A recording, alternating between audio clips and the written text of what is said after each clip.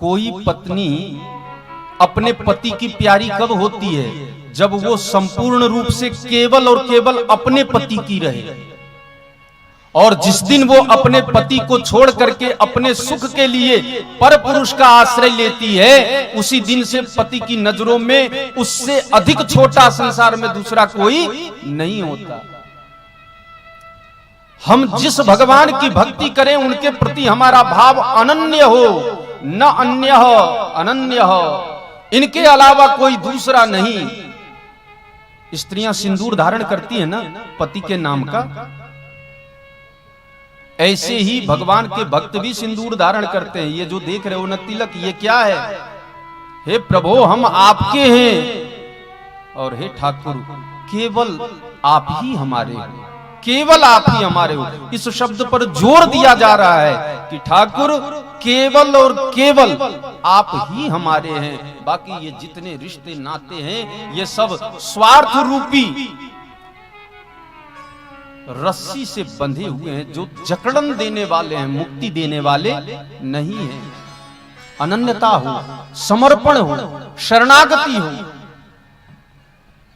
भक्ति है तो बहुत सरल, लेकिन अगर इसके नियमों को देखेंगे ना और धारण करना प्रारंभ करेंगे ना, तो आपको लगेगा कि भक्ति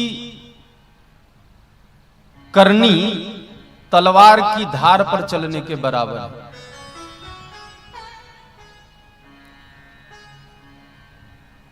भक्ति का अर्थ क्या है? भक्ति का देखो, भक्त किसे कहते हैं? भक्त का अर्थ होता है भाग। भाग मतलब अंश। जैसे इस पात्र में जल रखा हुआ है, ये जल किसका भाग है? समुद्र का। ये कहीं से भी विलीन होगा, पुनः समुद्र में ही जाकर मिलेगा, यही सत्यता है। आकाशात् पतितं तोयम् यथा गच्छति सागरम्